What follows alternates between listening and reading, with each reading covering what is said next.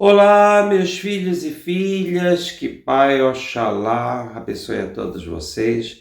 Mas vamos iniciar esse vídeo saudando quem hoje a gente celebra. Bom, antes de começar falando sobre o nosso tema, que é Ogum, o dia de hoje, eu primeiro quero explicar o porquê que eu andei sumido esse período aqui dessa plataforma. Primeiro, deixo também falar que eu não faço dessa plataforma e nem tenho intenções de ser uma forma de gerar lucro. Tudo que eu posto aqui é o que eu aprendi, é o respeito que eu tenho pela Umbanda, pela nação, pelo Candomblé, e quero levar um pouco o que eu aprendi, essa sabedoria da minha ancestralidade, mas sempre respeitando outras casas. Eu não estou aqui para julgar religião, dirigente, não me interessa. Tem muitas pessoas que estão à frente de uma religião da Umbanda, que eu posso falar, onde eu sou o dirigente da casa por conta da minha avó, que foi a primeira dirigente, para fazer uma ferramenta de arma. Se você pegar a cruz e virar ao contrário, ela vira uma espada. Por aí eu digo tudo. Porém, entretanto, a gente tem que lembrar que antes de qualquer simbolismo dentro da religião, o que vai é a fé, o que vai é o respeito do sagrado pelas pessoas. Mas voltando, eu estive afastado esse período porque a minha mãe biológica, faleceu dia 2 de fevereiro. A nossa casa é uma casa tão abençoada pelos orixás que a minha mãe tinha como adjunto o orixá regente dela, Iemanjá, e ela se foi embora no dia de Iemanjá. Isso é uma bênção. Mas eu não quero fazer desse momento da minha vida, da importância que ela foi para dentro do meu terreiro, principalmente para mim como filho e filho único, né, uma causa para gerar like ou visualização. Mas você que vai ver o tema ou gosta como eu abordo sobre a religião, não esquece, deixa o teu like, compartilha, não com o intuito de crescer para gerar algum lucro, mas para talvez depois você mostrar para alguém uma outra visão da religião. E eu procuro ser sempre o mais racional possível, porque sagrado não tem nada a ver com fictício ou a magia que se cria em alguns livros. Tá bem? Vamos ao nosso tema, ao nosso assunto de hoje. Para você que não me conhece, eu sou conhecido como Pai Carlos ou Mentor Carlos. Vamos ao nosso tema de hoje. Salve Ogum. Ogum. Ogunhê, meu pai. Patacuri, meu pai Ogum. Ogum vem de um pequeno reino chamado Iri. E por que eu vou começar falando do pequeno reino de Ogum? Tem muita gente que se diz ou se descobre de um orixá sem consultar os búzios, os ifás, porque só assim, na minha nação, só desta forma você consegue identificar o seu orixá. Tem uns que usam a numerologia, só que a gente tem que entender que, entretanto, porém, todavia, o culto, eu não estou falando de candomblé e nem nação, que é a mesma coisa. Candomblé, a nação, nasceu no Brasil, tá? Por conta dos escravos que foram levados, tirados da mãe África, levado pelos brancos, associado com a força que lá já existia, com os índios que já cultuavam seus deuses, mas O catolicismo, que era a religião que regia naquele momento, os escravos foram obrigados a dar início o que nós temos hoje como candomblé e também chamamos de nação. Mas vamos chegar aí. Por que eu comecei falando do pequeno reino de Ogum? Porque é muito mais fácil algumas pessoas se identificarem ou acharem que são filhos de um orixá pelas qualidades que acham que têm, na maioria das vezes pelos seus defeitos, tá? Sem consultar os búzios, como eu estava dizendo. Porque na minha nação, o candomblé que eu venho, o candomblé antigo, até mesmo arcaico, não existe numerologia. É muito simples o raciocínio. Bom, se é um culto africano que vem da mãe África, há milhares de anos atrás, não existia numerologia. Começa por aí, tá? A única forma de consultar e falar com os orixás era através dos búzios. Então, não vou entrar em detalhe, não vou discutir esse assunto, cada um pratica conforme a sua casa, conforme aprendeu. Eu não sou um dirigente que estou aqui para julgar ninguém. Mas vamos lá. Eu poderia vir aqui dizer as qualidades que levam uma pessoa a desconfiar que é filho de Ogum. Mas eu acho que é muito mais fácil você saber quem não é filho de Ogum ou é filho de Ogum por algumas características que apontam os defeitos. Primeiro, Ogum não se vangloriava por ser quem ele era. Ele poderia ter sido rei de Irê, mas preferiu ser general, estar nas batalhas. Vamos lá. Primeiro, Ogum passou por todas as etapas até chegar a ser general. Porém, entretanto, quando Ogum se fez Ogum na grandiosidade, na capacidade dele, ele não era soldado mais, ele era general. Então, um general, você deve logo raciocinar que o general é aquele que pensa, é aquele que tem a estratégia nas mãos, é aquele que vai tirar um tempo para refletir, pensar, analisar como vai enfrentar aquela guerra e principalmente o que ele vai fazer para defender os seus soldados. É simples. Mas antes vamos lembrar que Ogum, na sua prática do dia a dia, no que ele era no dia a dia, ele era ferreiro, ele trabalhava com a terra, ele inventou as ferramentas justamente para utilizar na terra, na plantação, como ferreiro. É por isso, um pequeno detalhe, que Ogum é o padroeiro de todos aqueles que inventam, os inventores. Inclusive, ele é padroeiro das pessoas que trabalham na área de TI. Se você não sabe, ainda tem isso, né? Ogum rege a nossa casa porque a gente trabalha com TI.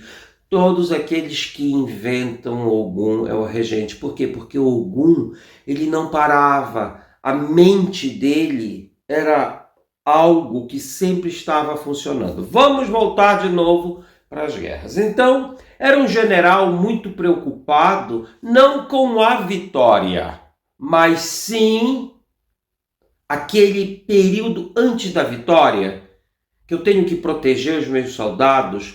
E por que ele se tornou um general? Para defender os povoados que estavam na sua volta sendo oprimidos por alguma maldade, algum reino que ali queria tomar. Então Ogum tinha características nobres que muitas das pessoas não têm e se dizem filhos de Ogum. Já começa por aí. Tá? Ogum não entrava nessas guerras por causa de dinheiro, de riqueza, tanto que ele é conhecido como o orixá do ferro. Tá? Eu especifico bem que ele é o orixá do aço. Por quê? Porque Ogum era muito forte. E o aço a gente sabe que é um dos metais mais fortes que tem. Mas Ogum também era dotado por uma força que às vezes sim, ele se deixava levar pelo impulso, e muitas das vezes Ogum era ignorante nas atitudes, na maneira de falar, na maneira de agir. Porém, entretanto, logo ele se dava o direito de pensar que ele não poderia ultrapassar os limites das outras pessoas. Existe uma lenda que Ogum pediu ao seu povo que não tomasse algumas atitudes e foi para a guerra. Quando ele chegou, todo mundo estava ali muito parado, muito quieto, e ele queria exaltação. E ele não lembrava, porque Ogum, pelos festejos, se passou, estava bêbado, essa é a verdade. E todo mundo muito quieto, muito tranquilo, muito calmo, não é? Em reverência a ele, Ogum se aborrece e faz ali teve algumas atitudes que não foi bonito para ele como regente. Por que eu não estou entrando bem nesse Itam? Porque depois eu vou gravar esse Itam para vocês. Então o que ocorre? Ogum fica tão envergonhado, que o povo dele apenas estava seguindo ordens. Ele pega a sua espada, enfia no chão, rodopia e some para dentro da terra. Da onde é que veio o metal? O metal não é o minério, o metal não vem de dentro da terra. É por isso que Ogum é associado com o metal. Primeiro pela sua força, por ser bruto, quando tinha certeza de algo que iria fazer bem aos seus, e muitas das vezes não tinha o tato. E nesse tão conhecidíssimo, ele rodopia e vai para dentro da terra. Aí Ogum ficou associado ao metal. Tudo que está ligado aos orixás, existe uma explicação racional. Então eu quero dizer que muitos agem sempre pela irracionalidade, né?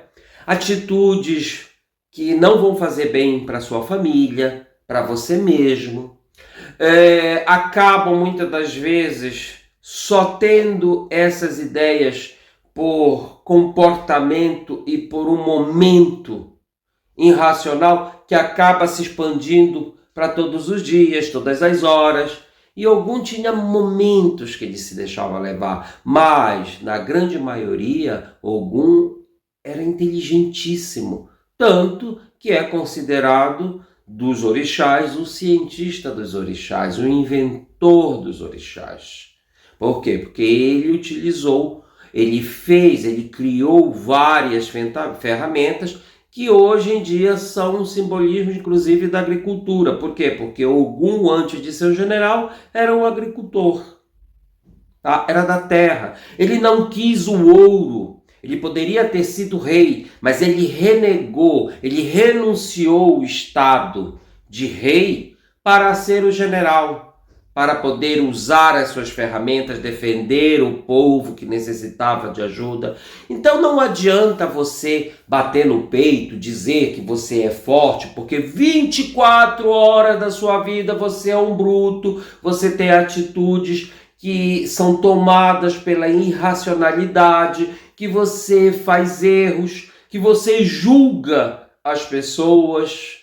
Ogum não saía em batalha porque ele achava, aquele reino ali precisa de ajuda, mas o que eu quero mesmo é dominar aquele reino. Não, Ogum ia lá, brigava por aquele reino, salvava aquele povo e depois ele deixava na administração daqueles que estavam lá oprimidos.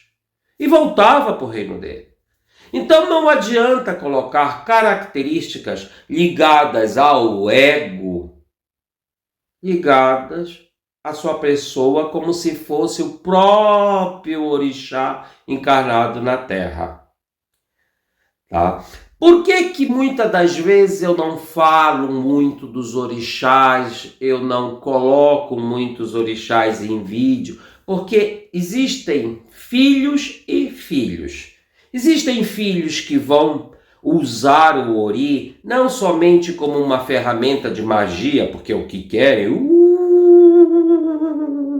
salabim, bim, bim, né? A varinha de condão. Não. Tem muitos filhos que vão saber usar o ori, que é a cabeça, é aonde reina o orixá, para raciocinar, para pensar, para poder ser o início de uma atitude para a sua grande ferramenta, que é o corpo. Não adianta ter o orixá reinando no ori se o teu ori não é bem usado. Porque existem pessoas que querem ser filho de Ogum, filho de Ansan, filho disso, daquele outro orixá, para explicar a sua malconduta, a maneira de querer usurpar as outras pessoas, ferir, de estar no local não porque é seu de direito, mas querer tomar ou enfrentar ou medir força. Primeiro porque nós estamos nesta terra, no grande Lê, que é o planeta, a grande casa, que é o planeta, com tempo determinado. Você nasce de certo, de 9 meses, uns de 7, como eu, ou de 8 meses. Mas é esse o período, já nasce de um tempo certo. Depois você que nasceu, você vai ter um tempo certo para viver. Vamos dizer que no máximo, 100 anos.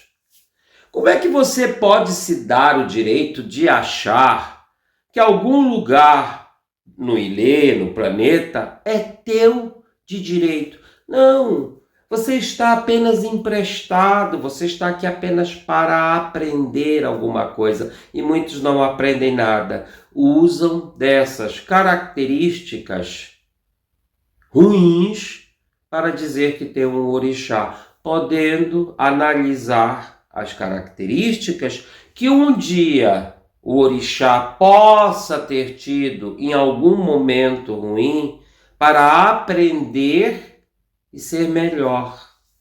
E primeiro, não são características que te dizem qual é o teu orixá. Volto a repetir. Só os búzios pode dizer. Pelo menos dentro da nossa casa. Nas outras eu não faço questão e não é da minha conta. Ok? Então vamos lembrar o seguinte, não bata no peito para dizer, tá vendo? Eu sei. Tá vendo? Eu sou assim porque... Tenha vergonha. Talvez bata no peito para dizer que eu sou filho de tal orixá, se você já tem certeza, foi dito pelo Ifá, pelos búzios. Eu sou filho de Ogum porque eu sou simples.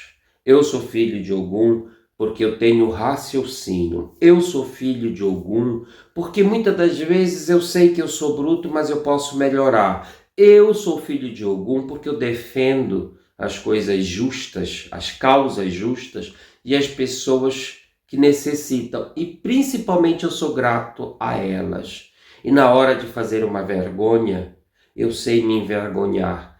E nada é mais forte do que você saber pedir desculpa pelos seus próprios erros. Isso é ser filho de Ogum. Bom, eu quero... falando um pouquinho do sincretismo, hoje, dia 23 de abril, é dia de Ogum, mas é dia de São Jorge. A nossa casa respeita, sim, o sincretismo. Sabe por quê? Porque se não fosse o sincretismo, os negros que foram para o Brasil não poderiam celebrar o seu orixá.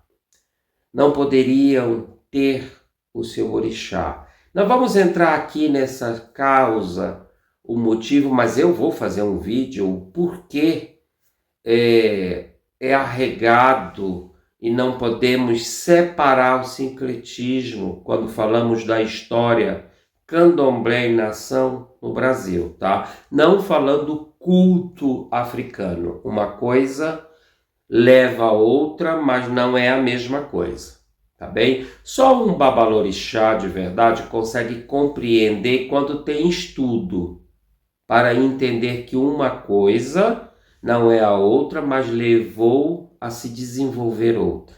Tá? Até porque o candomblé, perto do culto africano, aos orixás, é muito novinho, tá bom? E deixa eu lembrar você, você que é filho, principalmente, você não sabe tudo, você está aprendendo.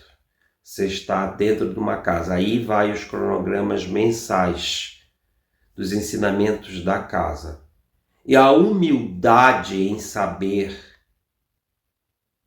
é a responsabilidade de praticar o certo para o sagrado e para poder ajudar as outras pessoas, tá bem? Por isso que comportamento e educação é primordial dentro da religião. Bom, os ignorantes não entendem, mas uma pessoa que foi bem criada e tem o raciocínio vai sempre entender que não conseguimos separar fé, respeito, educação, amor pelo próximo. Tá tudo junto. E uma boa casa, um bom pai, um bom babalorixá, uma boa mãe, uma boa ialorixá, sempre vai ensinar os filhos. Aqueles que não querem aprender, caminho do feio por onde veio. Obrigado, gratidão e às vezes faz até bem, tanto para o filho como para o pai, né? Mas aqueles que vêm para somar vão ter a humildade de saber aonde é o seu lugar. Que Pai Oxalá abençoe a todos vocês. Patacuri, meu Pai, Ogunhê, salve Ogum. E um forte abraço a todos. Obrigado.